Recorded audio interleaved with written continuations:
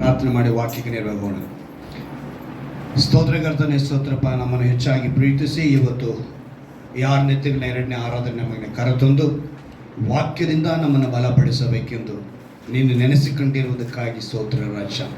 ನೀನು ನೆನೆಸಿದ್ಯಾ, ಕೃಪೆಯನ್ನು ಅನುಗ್ರಹಿಸಿದ್ಯಾ, ಆದ್ದರಿಂದ ನಾವು ಈ ಸ್ಥಳದಲ್ಲಿ ಕೂಡಿರುವಂಥ ನಮಗೆಲ್ಲರಿಗೂ ವಾಕ್ಯದಲ್ಲಿ ನೆಲೆಗೊಳ್ಳುವಂತೆ, ನಿನಗಾಗಿ ಬದುಕುವಂತೆ ನಿನ್ನ ದಾಸನ್ನು ಮರೆಸಿ ನಮ್ಮೊಂದಿಗೆ ಮಾತನಾಡಬೇಕೆಂದು ಯೇಸುವಿನ ನಾಮದಲ್ಲಿ ಪ್ರಾರ್ಥಿಸ್ತೇನೆ. ಆಮೆನ್. Hallelujah, hallelujah, hallelujah. ಕರ್ತನಾದ ಯೇಸು ಕ್ರಿಸ್ತನ ನಾಮದಲ್ಲಿ ಮತ್ತೊಂದು ಆವರ್ತಿ ನಿಮ್ಮನ್ನು ದೇವರ ವಾಗ್ದಾನದ ಆಶೀರ್ವಾದ ನಿಮಗೆ ಸ್ವತಂತ್ರವಾಗಲಿ ಅಂತ ಹೇಳುತ್ತಾ, ದೇವರು ಇವತ್ತು ಕೂಡ ನಮ್ಮೊಂದಿಗೆ ಕೆಲವು ವಿಷಯಗಳನ್ನ ಮಾತನಾಡೋರಾಗಿದ್ದಾರೆ. ಅವರು ಪ್ರತಿ ವಾರ ನಮ್ಮನ್ನು ವಾಕ್ಯಗಳಿಂದ ಬಲಪಡಿಸುವರಾಗಿದ್ದಾರೆ. ಇವತ್ತಿನ 82ನೇ ಕೀರ್ತನೆಯಲ್ಲಿ ನಾವು ನೋಡಿದ್ವಲ್ಲ, ತನ್ನ ಸಭೆಯಲ್ಲಿ ನಿಂತುಕೊಂಡವನಾಗಿ ಅಂತೇಳಿ. ಸೊ ಸಭೆ ಅನ್ನೋದನ್ನು ಎಷ್ಟು ಪ್ರಾಮುಖ್ಯತೆ ಪಡಿಸ್ತಾ ಇದ್ದಾರೆ ದೇವರು ನೋಡಿ. ನಿಮ್ಮ ಉದಾಹರಣೆಗೆ ಒಂದು ಹೇಳ್ತೀನಿ. ಒಬ್ಬ ವ್ಯಕ್ತಿ ಪೆನ್ಸಿಲ್ ತಯಾರಿ ಮಾಡೋನು. ಏನು ತಯಾರಿ ಮಾಡೋನು? ಪೆನ್ಸಿಲ್ ಗೊತ್ತಲ್ವಾ? ಪೆನ್ಸಿಲ್ ತಯಾರಿಸಿ ಪ್ಯಾಕ್ ಮಾಡ್ತಾ ಇದ್ದಾನೆ, ಪ್ಯಾಕೆಟ್ಗೆ ಹಾಕ್ತಾ ಇದ್ದಾನೆ. ಪ್ಯಾಕೆಟ್ಗೆ ಹಾಕ್ಬೇಕಾದ್ರೆ ಆ ವ್ಯಕ್ತಿ ಪೆನ್ಸಿಲ್ ಹತ್ರ ಮಾತಾಡ್ತಾನೆ. ಯಾರ ಹತ್ರ ಮಾತಾಡ್ತಾನೆ? ಪೆನ್ಸಿಲ್ ಹತ್ರ. ಏನಂತ ಹೇಳ್ತಾನೆ? ನಿಮ್ಗೊಂದು 3 ವಿಷಯ ಹೇಳ್ತೀನಿ, ನೀವು ಗಮನದಲ್ಲಿ ಇಟ್ಕೋಬೇಕು ಅಂತ ಪೆನ್ಸಿಲ್ಗೆ ಪ್ಯಾಕ್ ಮಾಡುವಾಗ. ಆಯಿತು ಅಂತ. ಮೊದಲನೇದಾಗಿ, ನೀವು ಚೆನ್ನಾಗಿ ಬರೀತೀನಿ ಅಂತ ನಿಮ್ಗೆ ಗೊತ್ತು. ಚೆನ್ನಾಗಿ ಬರೀತೀನಿ ಅಂತ ನಿಮ್ಗೆ ಗೊತ್ತು. ಆದರೂ ಕೂಡ ನಿಮ್ಮ ಇಷ್ಟ ಬಂದಂಗೆ ನೀವು ಬರಿಬಾರ್ದು. ಕಸ್ಟಮರ್ ಯಾವ ರೀತಿ ಬರೀಬೇಕು ಅಂತ ಅಂದ್ಕೊಳ್ತಾರೋ ಆ ರೀತಿಯೇ ನಿಮ್ಮನ್ನು ಒಪ್ಪಿಸ್ಕೊಡ್ಬೇಕು ಅಂತ ಹೇಳಿದ್ನಂತೆ. ಆಯಿತು ಅಂತ.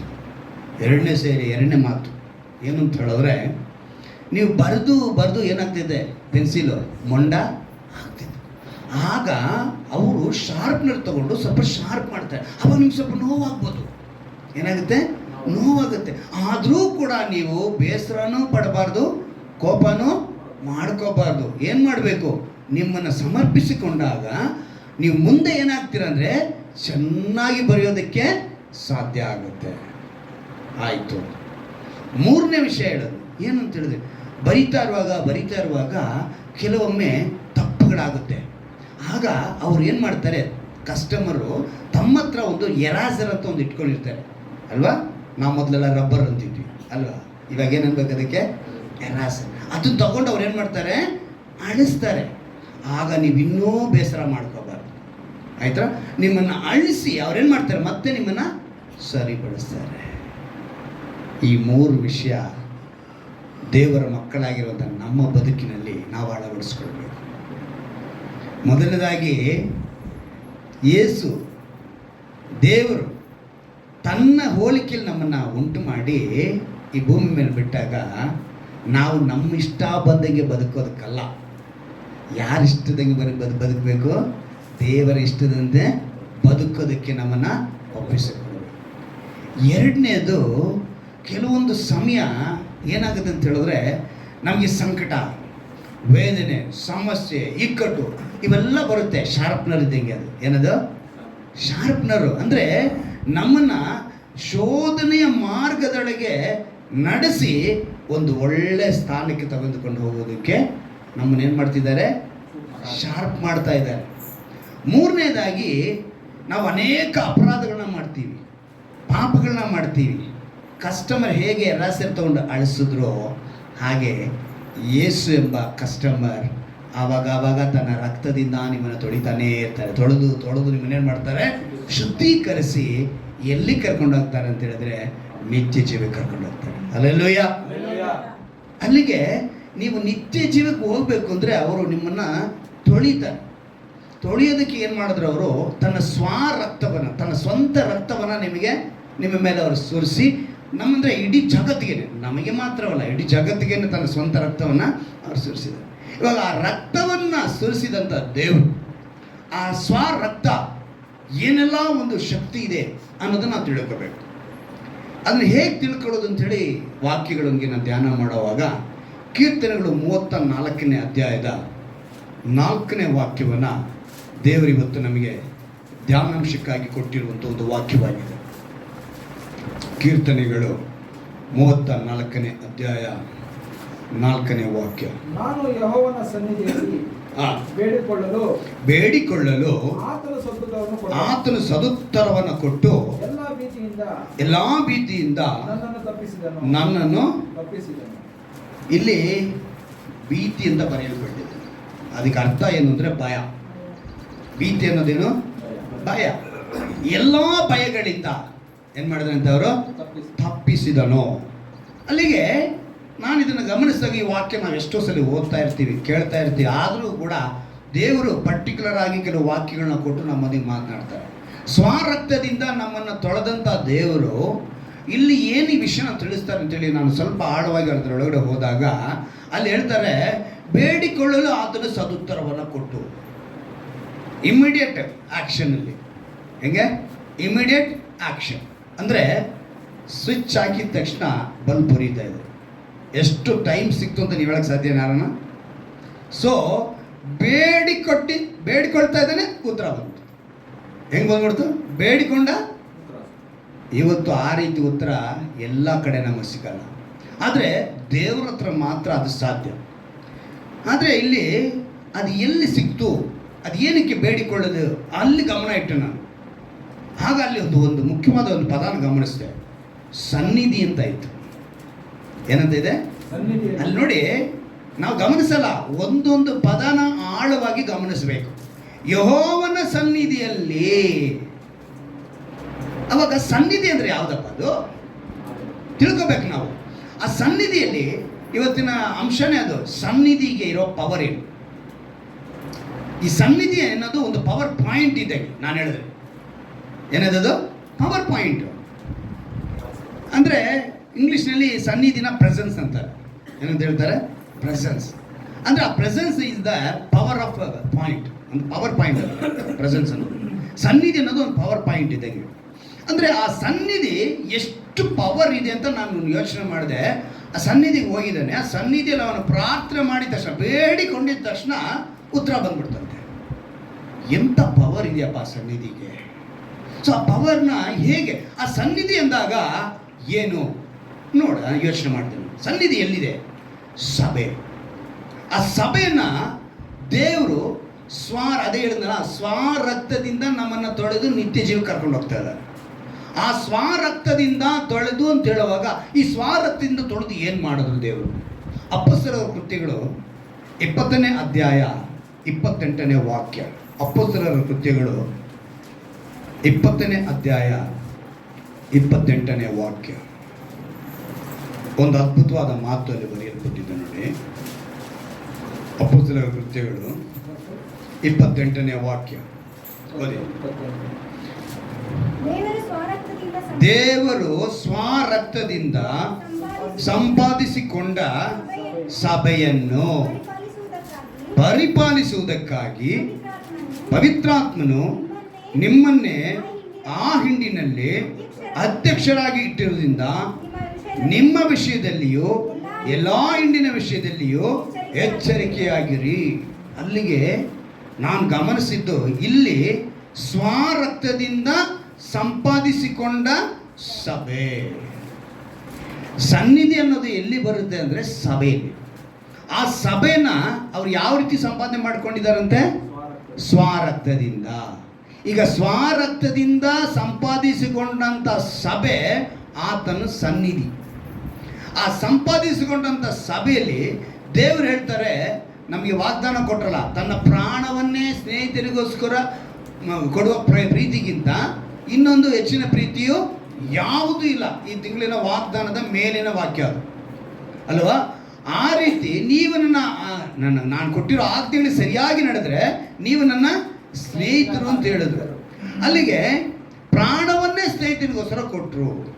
ಸ್ವರಕ್ತ, ಪ್ರಾಣ, ಸಭೆ ಎಲ್ಲ ನನಗೆ ಯೋಚನೆ ಮಾಡಿದೆ, ಏನಪ್ಪ ಇದು ಇಷ್ಟೊಂದು ಪದಗಳಿದೆ, ಎಲ್ಲಿಂದ ನಾನು ತೆಗೆದುಕೊಂಡು ಹೇಗೆ ಅರ್ಥ ಮಾಡ್ಕೊಳ್ಳುವಾಗ ಸ್ವರಕ್ತ ಅನ್ನುವಾಗ ಸಭೆ ಬಂತು, ಸಭೆಯದು ಸನ್ನಿಧಿ ಆಯಿತು. ಅದು ಆ ಸಭೆನ ದೇವರು ಸ್ವರಕ್ತದಿಂದ ಸಂಪಾದನೆ ಮಾಡ್ಕೊಂಡಿದ್ದಾರೆ. ಅಲ್ಲಿ ಪ್ರಾಣವನ್ನೇ ಸ್ನೇಹಿತರಿಗೆ ಕೊಡುವಾಗ ಹೆಂಗೆ ಅದಕ್ಕೆ ಹೋಲಿಕೆ ಆಗುತ್ತೆ ಅಂತ ಯೋಚನೆ ಮಾಡುವಾಗ ಚೆನ್ನಾಗಿ ಗಮನಿಸ್ಕೊಳ್ಳಿ. ಪ್ರಾಣವೆಂಬುದು ರಕ್ತದಲ್ಲೇ ಇರೋದು. ಎಲ್ಲಿದೆ? ರಕ್ತ. ಆಕ್ಸಿಡೆಂಟ್ ಆಯಿತು, ರಕ್ತ ಪೂರ್ತಿ ಹೋಯ್ತು, ಮನುಷ್ಯ ಉಳಿತಾನ ಸಾಯ್ತಾನ. ಏನೂ ಇಲ್ಲ, ಆಕ್ಸಿಡೆಂಟ್ ಆಗಿದ ತಕ್ಷಣ ಕಿವಿಯಲ್ಲಿ ಮೂಗಿನಲ್ಲಿ ಬ್ಲಡ್ ಬಂದರೆ ವಿಷಯ ಮುಗಿದೋಯ್ತು ಅಂತ ಅರ್ಥ. ಈ ಎರಡರಲ್ಲಿ ಮಾತ್ರ ಬರಬಾರ್ದು. ಬಾಯಲ್ಲಿ ಬರ್ಬೋದು, ಕೈ ಕಾಲು ಎಲ್ಲಿ ಬೇಕಾದ್ರೆ ಬರ್ಬೋದು. ಅರ್ಥ ಆಯ್ತಾ? ಕಿವಿಯಲ್ಲಿ ಮೂಗಲ್ಲಿ ಬಂತು ಅಂದರೆ ಮುಗಿದೋಯ್ತು. ಆ ರೀತಿಯಾಗಿ ರಕ್ತ ಹೋಯ್ತು ಅಂದರೆ ಮನುಷ್ಯನಿಗೆ ಏನು ಹೋಯ್ತು? ಅಲ್ಲಿಗೆ ಪ್ರಾಣ ಅನ್ನೋದು ಎಲ್ಲಿದೆ? ರಕ್ತದಿದೆ. ಈಗ ತನ್ನ ಪ್ರಾಣವನ್ನ ಅಂದ್ರೆ ಸ್ವರಕ್ತವನ್ನ ಯಾವುದಕ್ಕಾಗಿ ಸುರಿಸಿದ್ದಾರೆ? ಸಭೆಗಾಗಿ ಸುರಿಸಿದ್ದಾರೆ. ಆ ಸಭೆಯಲ್ಲಿ ನೀನು ಬಂದಿದ್ಯಾ? ನೀನು ಸ್ವರಕ್ತದಿಂದ ದೇವರು ಸಂಪಾದಿಸಿಕೊಂಡಂಥ ಸಭೆಯಲ್ಲಿ ನೀನು ಬೇಡಿಕೊಳ್ಳುವಾಗ ಅವರೇನು ಮಾಡ್ತಿದ್ದಾರೆ? ಉತ್ತರನ ಕೊಡ್ತಾ ಇದ್ದಾರೆ. ಹಲ್ಲೆಲೂಯಾ. ನೀವು ಕೇಳಿದ ತಕ್ಷಣ ಹಂಗೆ ಉತ್ಸಾಹದಿಂದ ಹಲ್ಲೆಲೂಯಾ ಅಂತ ಕರೆಸಬೇಕು. ಯಾಕಂದ್ರೆ ಅವರು ಎಷ್ಟು ತನ್ನ ಪ್ರಾಣ, ಆ ಪ್ರಾಣಕ್ಕೆ ಬೆಲೆ ಇದೆ ಅಲ್ವಾ, ಆ ರಕ್ತಕ್ಕೆ ಬೆಲೆ ಇದೆ ಅಲ್ವಾ, ಆ ಬೆಲೆನ ಹೆಂಗೆ ಕೊಟ್ಟಿದ್ದಾರೆ ಅಂತ ಹೇಳಿದ್ರೆ ಕೊಟ್ಟು ಸಭೆನ ಸಂಪಾದಿಸಿಕೊಂಡು ಆ ಸಭೆಯಲ್ಲಿ ಬಂದು ಯಾರು ಬೇಡಿಕೊಳ್ತಾರೋ ಅವ್ರಿಗೇನು ಮಾಡ್ತಾರೆ? ಅವರು ಉತ್ತರನ ಕೊಡ್ತಾರೆ. ಸೊ ರಕ್ತ ಕೊಟ್ಟ ಸಭೆಯನ್ನ ಯಾಕೆ ಸಂಪಾದಿಸಬೇಕು? ಸಭೆ ಆತನ ದೇಹವಾಗಿದೆ. ಹಲ್ಲೆಲೂಯಾ. ಎಫೆಸದವರಿಗೆ ಬರೆದ ಪತ್ರಿಕೆ 1ನೇ ಅಧ್ಯಾಯ, ಎಫೆಸದವರಿಗೆ ಬರೆದ ಪತ್ರಿಕೆ, ಅಪೊಸ್ತಲನಾದ ಪೌಲನು ಎಫೆಸ ಪಟ್ಟಣಕ್ಕೆ ಬರೆಯುವಾಗ ಈ ಮಾತನ್ನು ಬರೀತಾ ಇದ್ದಾನೆ. 1ನೇ ಅಧ್ಯಾಯದಲ್ಲಿ 22ನೇ ವಾಕ್ಯವನ್ನು ಗಮನಿಸುವಾಗ ಅಲ್ಲಿ ಒಂದು ಮಾತು ಬರೆಯಲ್ಪಟ್ಟಿದೆ ನೋಡಿ. ಆತನು ಸಮಸ್ತವನ್ನು ಕ್ರಿಸ್ತನ ಪಾದಗಳ ಕೆಳಗೆ ಹಾಕಿದನು, ಇದಲ್ಲದೆ ಆತನನ್ನು ಎಲ್ಲದರ ಮೇಲೆ ಇರಿಸಿ ಸಭೆಗೆ ಶಿರಸ್ಸಾಗಿ ನೇಮಿಸಿದನು. ಶಿರಸ್ ಅಂದ್ರೆ ಏನು? ತಲೆ. ಸಭೆಗೆ ಆತನನ್ನ ಶಿರಸ್ಸಾಗಿ ನೇಮಿಸಿದನು. ಸಭೆಯು ಆತನ ದೇಹವಾಗಿದೆ. ಈ ಸಭೆ ಏನಾಗಿದೆ ಇವಾಗ? ಆತನ. ಸೊ ಸನ್ನಿಧಾನಕ್ಕೆ ಬಂದಿರುವಂತ ದೇಹ ಯಾವುದು? ಈ ಸನ್ನಿಧಾನಕ್ಕೆ ಅಂದ್ರೆ ಸನ್ನಿಧಾನ ಅಂದ್ರೆ ಯಾವುದು? ಸಭೆ. ಈ ಸಭೆಗೆ ಬಂದಿರೋದು ಯಾರು? ಈ ಸಭೆನ ದೇವರು ಹೇಳ್ತಾರೆ ದೇಹ ಅಂತ ಹೇಳ್ತಾರೆ. ಈಗ ಅದಕ್ಕೆ ತಲೆ ಯಾರು? ದೇವರು. ತಲೆಗೆ ಯಾವ ರೀತಿ ಇದೆಯೋ ಈ ತಲೆ ತನ್ನ ಕೆಲಸವನ್ನೆಲ್ಲ ಇಡೀ ದೇಹಕ್ಕೆ ಏನು ಮಾಡುತ್ತೆ? ಕ್ರಿಯೆ ಮಾಡ್ತಾ ಇದೆ. ಅಲ್ಲಿಗೆ ಸ್ವರಕ್ತವನ್ನು ಸಂಪಾದಿಸಿಕೊಂಡು ತನ್ನ ಶರೀರದಲ್ಲಿ ನಮ್ಮನ್ನು ಇಟ್ಕೊಂಡಿರೋದ್ರಿಂದ ನಾವು ಬೇಡಿಕೊಳ್ಳುವಾಗ ಅವ್ರು ಏನು ಮಾಡ್ತಾರೆ? ಉತ್ತರನ ಕೊಡ್ತಿದ್ದಾರೆ. ಅಂದ್ರೆ ನೀನೇನಾಗಬೇಕು? ಇವಾಗ ದೇಹವಾಗಬೇಕು. ಆ ದೇಹ ಆಗಬೇಕು ಅಂದ್ರೆ ನೀನು ಸಭೆ ಆಗಬೇಕು. ಸಭೆ ಆಗಬೇಕು ಅಂದ್ರೆ ಸ್ವರಕ್ತದಿಂದ ನೀನು ತೊಳೆಯಲ್ಪಡಬೇಕು. ಆಗ ನೀನು ಯೆಹೋವನ ಸನ್ನಿಧಿಯಲ್ಲಿ ಬೇಡಿಕೊಳ್ಳಲು ಆತನು ಅವನಿಗೇನು ಕೊಟ್ಟರು? ಸದುತ್ತರವನ್ನು ಕೊಟ್ಟು ಎಲ್ಲ ಅಂತ ಹೇಳಿದ್ರು. ಪರ್ಟಿಕ್ಯುಲರ್ ಹೇಳಿಲ್ಲ. ಇವತ್ತು ಕೆಲವೊಂದು ವಿಷಯ ಹೇಳ್ತಾರೆ, ಅಲ್ಲಿ ಹೋದ್ರೆ ನಿಮ್ಗೆ ಆಶೀರ್ವಾದ, ಇಲ್ಲಿಗೆ ಹೋದ್ರೆ ಆಶೀರ್ವಾದ, ಇಲ್ಲಿಗೆ ಹೋದ್ರೆ ಹಿಂಗೆ ಹಂಗೆ ಅಂತ ಹೇಳ್ತಾರೆ. ಹಾಗಲ್ಲ. ದೇವರು ಹೇಳಿದ್ರು ಎಲ್ಲ ಭೀತಿಗಳಿಂದ ಅಂದ್ರೆ ಎಲ್ಲ ಭಯದಿಂದ ಏನು ಮಾಡ್ತಾರೆ? ಬಿಡಿಸ್ಬಿಡ್ತಾರೆ, ತಪ್ಪಿಸ್ಬಿಡ್ತಾರೆ ನಿಮ್ಮನ್ನ. ಅಂದ್ರೆ ನಾವೇನಾಗಬೇಕು? ಈಗ ಈ ಸಭೆಯಲ್ಲಿ ನಾವು ಯಾರಾಗಿದ್ದೀವಿ? ಇದು ನಮ್ಮ ಪ್ರಶ್ನೆ. ಈಗ ಈ ಸಭೆಯಲ್ಲಿ ನಾವು ದೇಹವಾಗಿ ಬಂದ ಮೇಲೆ ನಾವು ಸಭೆಯು ಆತನ ದೇಹ, ಶಿರಸ್ಸು ದೇವರಾಗಿದ್ದಾನೆ. ಇವಾಗ ಶಿರಸ್ಸು ಎಂದಾಗ ತಲೆ ಎಂದಂತ. ಶಿರಸ್ಸು ಅಂದ್ರೆ ಏನರ್ಥ? ತಲೆ ಎಂದರ್ಥ. ಆಗ ಪೌಲನು 1 ಕೊರಿಂಥದಲ್ಲಿ ಒಂದು ಮಾತನ್ನು ಬರೆಸ್ತಾನೆ ನೋಡಿ. 1 ಕೊರಿಂಥದವರೆಗೆ 11ನೇ ಅಧ್ಯಾಯ ಅಲ್ಲಿ ಒಂದು ಮಾತು ಬರೆಸ್ತಾನೆ. 3ನೇ ವಾಕ್ಯದಲ್ಲಿ, ನೀವು ತಿಳಿಯಬೇಕೆಂದು ನನ್ನ ಇಷ್ಟ ಅದೇನೆಂದ್ರೆ ಪ್ರತಿ ಪುರುಷನಿಗೂ ಕ್ರಿಸ್ತನು ತಲೆ, ಸ್ತ್ರೀಗೆ ಪುರುಷನು ತಲೆ, ಕ್ರಿಸ್ತನಿಗೆ ದೇವರು ತಲೆ ಆಗಿದ್ದಾನೆ. ಇಲ್ಲಿ ತಲೆಯ ಕುರಿತು ಬರೆಯಲ್ಪಡ್ಬಿಟ್ಟು ಅಲ್ಲಿಗೆ ನಾನು ಯೋಚನೆ ಮಾಡ್ಕೊಂಬಂದೆ. ಒಂದು ಕುಟುಂಬ ಕಟ್ಟಲ್ಪಡಬೇಕು, ಒಂದು ಕುಟುಂಬ ಆಶೀರ್ವದಿಸಲ್ಪಡಬೇಕು, ಒಂದು ಸಭೆ ಕಟ್ಟಲ್ಪಡಬೇಕು, ಒಂದು ಸಭೆ ಆಶೀರ್ವದಿಸಲ್ಪಡಬೇಕು ಅಂದರೆ ಆ ತಲೆಗೆ ದೇಹವೇನಾಗಿರಬೇಕು? ಒಪ್ಪಿಸಿಕೊಂಡದಾಗಿರಬೇಕು. ಉದಾಹರಣೆಗೆ ಹೇಳ್ತೀನಿ, ಅದಕ್ಕೆ ದೇವರಲ್ಲಿ ಈ ಮಾತನ್ನು ಬರೆಸಿರೋದು. ಪುರುಷನು ಯಾರಿಗೆ ತಲೆ? ಸ್ತ್ರೀಗೆ ತಲೆ. ಅಲ್ಲಿಗೆ ಆಳ್ವಿಕೆ ಅನ್ನೋದು ಪುರುಷನಿಗೆ ದೇವರು ಕೊಟ್ಟು ಸ್ತ್ರೀನ ಏನಂತ ಹೇಳ್ತಿದ್ದಾರೆ? ನೀನು ವಿಧೇಯಳಾಗಿ ಕುಟುಂಬವನ್ನು ಕಟ್ಟಿಕೊಂಡು ಹೋಗಬೇಕು ಅನ್ನೋದನ್ನು ಹೇಳ್ತಾರೆ. ಹಾಗೆ ಈ ಸಭೆಗೆ ಕರ್ತನಾದ ಯೇಸು ಕ್ರಿಸ್ತನ ಶರೀರವಾದ ಸಭೆಗೆ ದೇವರು ಅವರ ತಲೆಯಾಗಿರುವಾಗ ಈ ಸಭೆ ಏನು ಮಾಡಬೇಕು? ವಿಧೇಯವಾಗಿ ನಡ್ಕೋಬೇಕು. ಅಂದರೆ ಈ ಸಭೆಯಲ್ಲಿ ದೇಹವಾಗಿರುವಂಥ ನಾವೆಲ್ಲ ಅಂಗಾಂಗಗಳಾಗಿದ್ದೀವಿ. ಅಂಗಾಂಗಗಳಾಗಿ ನಾವೆಲ್ಲ ಏನಾಗಿರಬೇಕು? ತಲೆ ಮಾತನ್ನು ಕೇಳಬೇಕು. ಒಂದು ಕುಟುಂಬದಲ್ಲಿ ಆ ಪುರುಷನಿಗೆ ಹೆಂಡತಿ ಆಗ್ಬೋದು, ಮಕ್ಕಳಾಗ್ಬೋದು. ನಾನು ಈ ಕಡೆ, ನೀನು ಈ ಕಡೆ ಅಂತ ಹೇಳಿದ್ರೆ ಕುಟುಂಬ ಆಶೀರ್ಸಲ್ಪಡಲ್ಲ, ಕಟ್ಟಲ್ಪಡಲ್ಲ. ಎಲ್ಲರೂ ಕೂಡ ಹೇಗಾಗಿರಬೇಕು? ಶಿರಸ್ಸಿಗೆ ವಿಧೇಯರಾಗಬೇಕು. ಆ ಪುರುಷನು ಕುಟುಂಬಕ್ಕೆ ತಲೆಯಾಗಿರುವಾಗ ಹೆಂಡತಿ ಆಗ್ಬೋದು, ಮಕ್ಕಳಾಗ್ಬೋದು, ಅವರೆಲ್ಲರೂ ಕೂಡ ಏನಾಗಿರಬೇಕು? ವಿಧೇಯರಾಗಿರಬೇಕು ಅನ್ನೋದನ್ನು ದೇವರು ತಿಳಿಸ್ತಾ ಇದ್ದಾರೆ. ಯಾಕಂದರೆ ಸನ್ನಿಧಿಯಲ್ಲಿ ಬೇಡಿಕೊಳ್ಳುವಾಗ ಆತನು ಸದುತ್ತರವನ್ನು ಕೊಟ್ಟನು ಅಂತ ಹೇಳಿದ್ರೆ ಅಲ್ಲಿ ಕಂಪ್ಲೀಟಾಗಿ ಕ್ಲಿಯರ್ ಆಗಿರಬೇಕು, ಕ್ರಿಸ್ಟಲ್ ಕ್ಲಿಯರ್ ಇರಬೇಕು. ಅಲ್ಲಿ ಅಪರಾಧಗಳು, ಅಕ್ರಮಗಳು ಏನಾದರೂ ಇದ್ದರೆ ನಿನಗೆ ಸದುತ್ತರ ತಕ್ಷಣ ಸಿಗಲ್ಲ. ಅಲ್ಲಿ ಸಿಗ್ತಾ ಇದೆ ಅಂತ ಹೇಳಿದ್ರೆ ನೀನು ಪರ್ಫೆಕ್ಟಾಗಿ ಆ ಸಭೆಯಲ್ಲಿ, ಆ ದೇಹದಲ್ಲಿ ನೀನು ಸರಿಯಾದ ಅಂಗವಾಗಿರಬೇಕು. ಅದನ್ನೇ ದೇವರು ಸದುತ್ತರವನ್ನು ಕೊಟ್ಟು ಅಲ್ಲಿಗೆ ಸ್ವರಕ್ತದಿಂದ ಸಂಪಾದಿಸಿಕೊಂಡಂಥ ಸಭೆಯ ಮೇಲೆ ಎಷ್ಟು ದೇವರ ಪ್ರೀತಿ ಇದೆ. ಸ್ವಂತ ರಕ್ತ, ನಿಷ್ಕಳಂಕವಾದ ರಕ್ತ, ಪರಿಶುದ್ಧವಾದ ರಕ್ತ, ಆ ರಕ್ತನ ಕೊಟ್ಟು ಸಭೆಯನ್ನು ಕೊಂಡುಕೊಂಡು ಆ ಸಭೆಯಲ್ಲಿ ನೀನು ದೇಹವಾಗಿದೆ. ಆ ಸಭೆ ಅನ್ನೋದು ದೇಹವಾಗಿದೆ. ಅದರಲ್ಲಿ ನೀನು ಅಂದರೆ ದೇಹಕ್ಕೆ ಅನೇಕ ಅಂಗಾಂಗಗಳು ಇರುವಂತೆ ಒಂದು ಕುಟುಂಬಕ್ಕೆ ಹೇಗೆ ಪುರುಷರು ಹೇಗಿರ್ತಾನೋ ಆ ಅನೇಕ ಅಂಗಾಂಗಗಳಿದ್ರೆ ಹೆಂಡತಿ, ಮಕ್ಕಳು ಇವರೆಲ್ಲ ಏನಾಗ್ತಾರೆ? ಅಂಗಾಂಗಗಳಾಗ್ತಾರೆ. ಈ ಅಂಗಾಂಗಗಳೆಲ್ಲ ಆ ಕುಟುಂಬದ ಮೇಲೆ ಏನಾಗಿರಬೇಕು? ವಿಧೇಯರಾಗಬೇಕು. ಇಲ್ಲ ಅಂತ ಹೇಳಿದ್ರೆ ಇವತ್ತು ಮಕ್ಕಳು ಒಂದು ದಾರಿ, ಹೆಂಡತಿ ಒಂದು ದಾರಿ ಅಂತ ಹೇಳಿದ್ರೆ ಕುಟುಂಬ ಕಟ್ಟಲ್ಪಡುವುದಕ್ಕೆ ಅದು ಯಾವ್ಯಾವ ರೂಪದಲ್ಲಿ ಇದ್ದೀರಾ ನೀವು ಯೋಚನೆ ಮಾಡಬೇಕು. ನೀವು ಯಾವ ವಿಷಯದಲ್ಲಿ ನೀವು ನಿಮ್ಮ ಹೆತ್ತವರಿಗೆ ವಿಧೇಯರಾಗಿಲ್ಲ, ಅಥವಾ ನಿಮ್ಮ ತಾಯಿ ವಿಧೇಯರಾಗಿಲ್ಲ, ತಂದೆಗೆ ವಿಧೇಯರಾಗಿಲ್ಲ, ಮಕ್ಕಳು ಅವರಿಗೆ, ಹೆತ್ತವರು ಮಕ್ಕಳಿಗೆ, ಈ ಒಂದು ಅಂಗಾಂಗಗಳು ಸರಿಯಿಲ್ಲ ಅಂದರೂ ಕೂಡ ಏನಾಗುತ್ತೆ? ನೀವು ಆಶೀರ್ವಾದನ ಕಳೆದುಕೊಳ್ತೀರ. ಆದರೆ ಆಶೀರ್ವಾದ ಹೆಂಗೆ ಕಳೆದುಕೊಳ್ತೀರಿ? ಉದಾಹರಣೆಗೆ ಹೇಳ್ತೀನಿ, ಮಕ್ಕಳ ವಿಷಯದಿಂದ ಸ್ಟಾರ್ಟ್ ಮಾಡ್ತೀನಿ. ಆಶೀರ್ವಾದ ಕಳೆದುಕೊಳ್ಳೋದು, ಈಗ ನಮ್ಮ ಅಪ್ಪ ನಾನು ಕೇಳಿದ ಬಟ್ಟೆ ಕೊಡಿಸಿಲ್ಲ ಅಂತ ಮಕ್ಕಳಿಗೆ ಕೆಲವು ಸಮಯ ಬೇಸರ ಆಗುತ್ತೆ. ಯಾಕೆ ಕೊಡಿಸಿಲ್ಲ ಅಂತ ಹೇಳಿದ್ರೆ ನಿಮ್ಮ ಅಪ್ಪನ ಹತ್ರ ದುಡ್ಡಿಲ್ಲ. ನಿಮ್ಮ ಅಪ್ಪನ ಹತ್ರ ಏನಕ್ಕೆ ದುಡ್ಡಿಲ್ಲ ಅಂತ ಹೇಳಿದ್ರೆ ನೀನು ಮೊದಲನೇದಾಗಿ ಅಪ್ಪನ ಮಾತನ್ನು ಕೇಳಿಲ್ಲ. ನೀನು ಅಪ್ಪನ ಮಾತನ್ನು ಕೇಳಿದರೆ ಅಲ್ಲಿ ಅಪ್ಪನಿಗೆ ಸಿಗ್ತಾ ಇತ್ತು? ದುಡ್ಡು ಸಿಗಬೇಕು ಅಂದರೆ ದೇವ್ರೇನು ಮಾಡಬೇಕಿತ್ತು? ಸಹಾಯ ಮಾಡಬೇಕಿತ್ತು. ದೇವ್ರು ಯಾಕೆ ಸಹಾಯ ಮಾಡಲಿಲ್ಲ ಅಂತ ಹೇಳಿದ್ರೆ ಎಲ್ಲಿದೆ ವೀಕ್ ಪಾಯಿಂಟು? ಮಕ್ಕಳಲ್ಲಿ. ಸೊ ಒಂದು ಆಶೀರ್ವಾದಕ್ಕೆ ನಾನು ಹೇಳಿದೆ. ಹಾಗೆ ಒಂದು ಪುರುಷನಿಗೆ ಹೆಂಡತಿ ಆಗ್ಬೋದು, ಹೆಂಡತಿಗೆ ಪುರುಷನಾಗ್ಬೋದು. ಹೀಗೆ ನೀವು ಎಲ್ಲಿ ತಪ್ಪಿಸ್ತರಾಗಿರ್ತೀರೋ ಅಲ್ಲಿಂದ ಹಿಡಿದು ಎಲ್ಲಿ ಗೊತ್ತಾಗುತ್ತೆ ದೇವರ ಕುಟುಂಬದಲ್ಲಿ. ಈಗ ಉದಾಹರಣೆ, ಅದಕ್ಕೆ ನಾನು ಬಹಳ ವಿಷಯಗಳಿದೆ ಇಲ್ಲಿ, ಅದನ್ನು ಒಂದೊಂದಾಗಿ ಬಿಡಿಸ್ಕೊಂಡು ಹೋಗಿ ಚೆನ್ನಾಗಿ ಗಮನ ಇಟ್ಟು ಕೇಳ್ಕೊಳ್ಳಿ.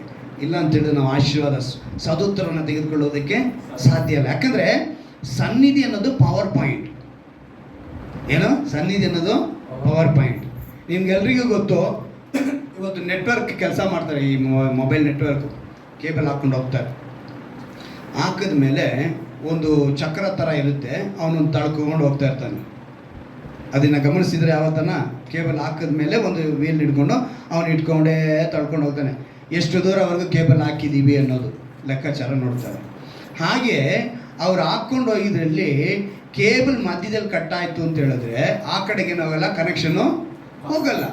ಆವಾಗ ಇವರು ಅದನ್ನು ಕಂಡುಹಿಡಿಬೇಕು. ಈ ಕಡೆನೂ ಕೇಬಲ್ ಇದೆ, ಆ ಕಡೆನೂ ಕೇಬಲ್ ಇದೆ, ಮಧ್ಯದಲ್ಲಿ ಏನಿಲ್ಲ, ಕನೆಕ್ಷನು ಕಟ್ಟಾಗಿದೆ, ಸಂಪರ್ಕ ಕಟ್ಟಾಗಿದೆ. ಆ ರೀತಿಯಾಗಿ ಈ ಕಡೆ ತಂದೆನೂ ಸರಿಗಿದ್ದಾರೆ, ಆ ಕಡೆ ತಾಯಿನೂ ಸರಿಗಿದ್ದಾರೆ, ಮಧ್ಯದಲ್ಲಿ ಮಕ್ಕಳೇನಾಗಿಲ್ಲ. ಈ ಕಡೆ ತಂದೆನೂ ಸರಿಗಿದ್ದಾರೆ, ಮಕ್ಕಳು ಸರಿಗಿದ್ದಾರೆ, ತಾಯಿ ಸರಿ, ಈ ಕಡೆ ತಾಯಿನೂ ಸರಿಗಿದ್ದಾರೆ, ಮಕ್ಕಳು ಸರಿ ಇದ್ದಾರೆ, ತಂದೆ ಜವಾಬ್ದಾರಿ ಇಲ್ಲದ ತಂದೆಗಳು ಬಹಳ ಇದ್ದಾರೆ, ಜವಾಬ್ದಾರಿ ಇಲ್ಲದ ತಾಯಂದಿರು ಇದ್ದಾರೆ, ಹಾಗೆ ಜವಾಬ್ದಾರಿ ಇಲ್ಲದ ಮಕ್ಕಳು ಇದ್ದಾರೆ.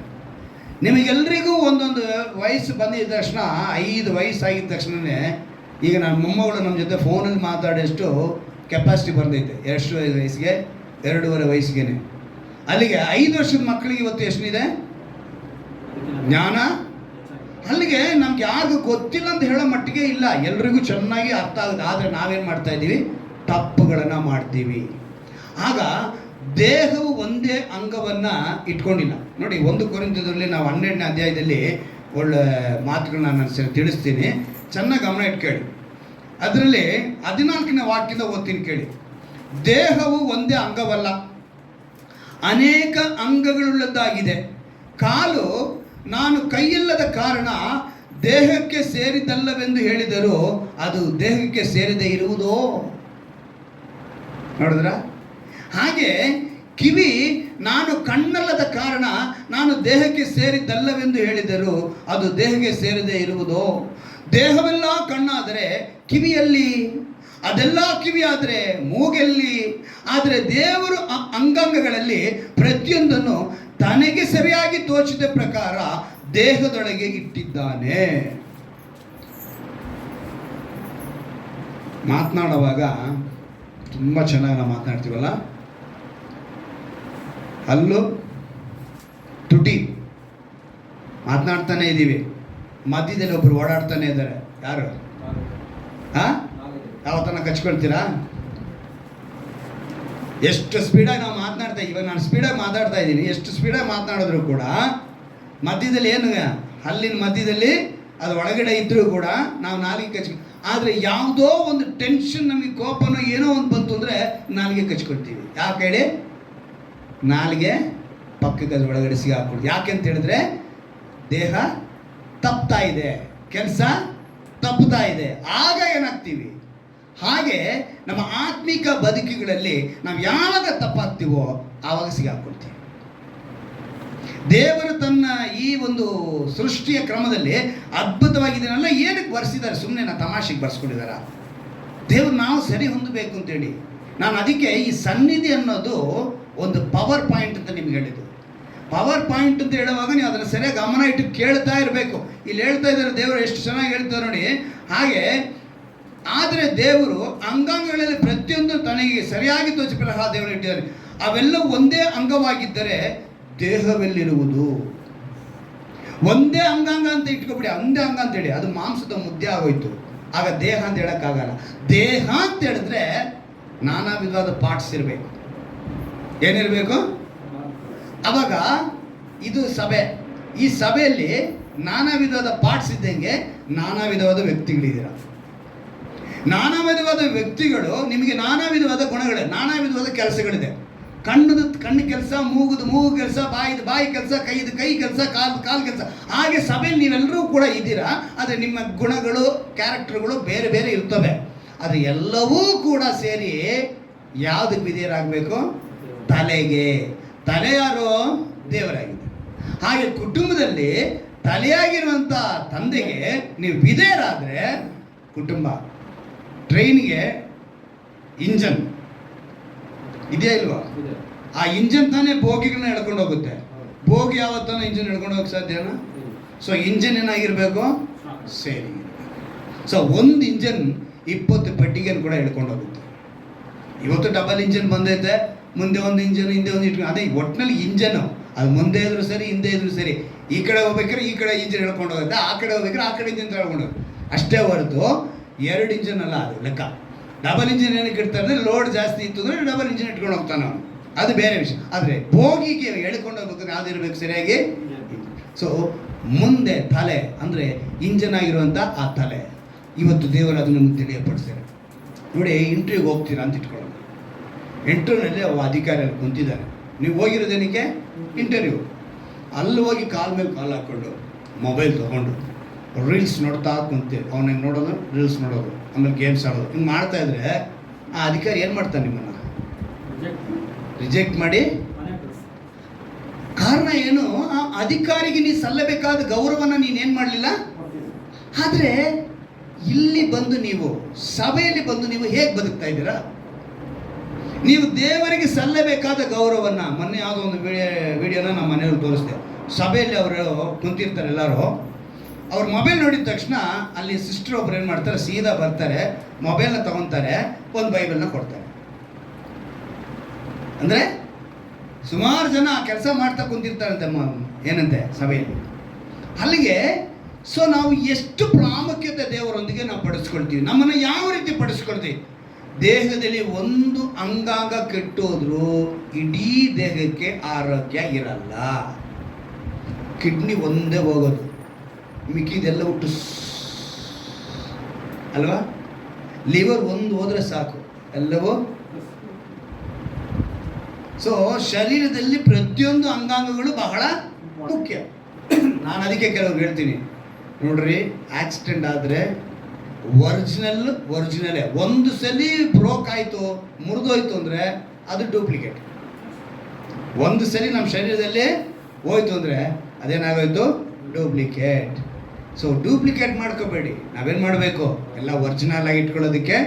ಹಾಗೆ ಪ್ರತಿ ಮನುಷ್ಯನು ದೇವರಿಗೆ ಅಂದರೆ ಸಭೆಯಾಗಿ ದೇಹವಾಗಿ ಕಾಣಬೇಕು.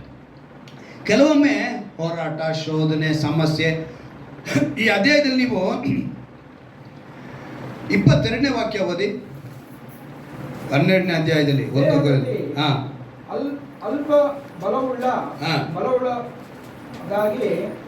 ಕಾಣುವ ಅಂಗಗಳನ್ನು ಅತ್ಯವಶ್ಯವೆಂದು ತಿಳಿಯಬೇಕಲ್ಲವೋ, ಮತ್ತು ನಾವು ದೇಹದಲ್ಲಿ ಅಲ್ಪಮಾನವುಳ್ಳದೆಣಿಸುವ ಭಾಗಗಳಿಗೆ ಉಡಿಗೆಯಿಂದ ಹೆಚ್ಚಾದ ಮಾನವನ್ನು ಕೊಡುವುದುಂಟಲ್ಲ. ಎಷ್ಟು ಅರ್ಥ ಇದೆ ಅಂತ ಹೇಳೋದ್ರಲ್ಲಿ, ಕೆಲವು ಪಾರ್ಟ್ಸ್ಗಳು ನಮ್ಮ ದೇಹವನ್ನು ನಾವು ಅದೆಷ್ಟು ಪ್ರಾಮುಖ್ಯತೆ ಪಡಿಸಬೇಕು, ಹಾಗೆಯೇ ಸಭೆಯಲ್ಲಿ ನಾವು ದೇವರಿಗೆ ಹೆಂಗೆ ಪ್ರಾಮುಖ್ಯತೆ ಇರಬೇಕು ಅಂತ ಹೇಳಿ ದೇವರು ತಿಳಿಯಪಡಿಸ್ತಾರೆ. ಅಲ್ಲಿಗೆ ನಮ್ಮ ದೇಹವನ್ನು ಸ್ಪಷ್ಟವಾಗಿ ಹೇಳ್ಕೊಂಬರ್ತಾರೆ. 24ನೇ ವಾಕ್ಯದ ಗಮನಿಸುವಾಗ, ಅಂಗಗಳಿಗೆ ಏನು ಅವಶ್ಯವಿಲ್ಲ, ದೇಹದಲ್ಲಿ ಭೇದವೇನೂ ಇರದೆ ಅಂಗಗಳು ಒಂದಕ್ಕೊಂದರ ಹಿತವನ್ನು ಚಿಂತಿಸುವ ಹಾಗೆ ಈ ಶರೀರದಲ್ಲಿ ಈ ಕೈಗೆ ಏಟ್ ಬಿತ್ತು ಅಂದರೆ ಈ ಕೈ ಸುಮ್ಮನೆ ಇರ್ತಿತ್ತ, ತಕ್ಷಣ ಸಪೋರ್ಟ್ ಮಾಡುತ್ತೆ. ಕಾಲು, ಕೈ, ಎರಡು ಕಾಲಿಗೆ ನಮ್ಮ ಶರೀರದಲ್ಲಿ ಎಲ್ಲ ಅಂಗಾಂಗಗಳು ಸಪೋರ್ಟ್ ಮಾಡುತ್ತೆ. ನಾವು ತೆಗೆದುಕೊಳ್ಳುವಂಥ ಮಾತ್ರೆ, ಈಗ ಕಾಲಲ್ಲಿ ಒಂದು ದೊಡ್ಡ ಗಾಯ ಆಯಿತು, ಮಾತ್ರೆ ಎಲ್ಲಿಂದ ಹಾಕ್ಬೇಕು ನಾವು? ಆ ಹುಣ್ಣ ಮೇಲೆ ಹಾಕಿದ್ರೆ ಆಗುತ್ತಾ? ಸೊ ಬಾಯಿ ಏನು ಮಾಡ್ತಿದೆ, ಸಪೋರ್ಟ್ ಮಾಡ್ತಿದೆ. ಬಾಯಿ ಮಾತ್ರ ಸುಮ್ಮನೆ ಸಪೋರ್ಟ್ ಮಾಡ್ತಾ, ಹೊಟ್ಟೆ ಹೋಯ್ತು, ಕರಳಿಗೆ ಹೋಯ್ತು, ಅಲ್ಲಿ ಜೀರ್ಣ ಮಾಡುವಂಥ ವ್ಯವಸ್ಥೆ ಅದು ಜೀರ್ಣ ಮಾಡಿತು.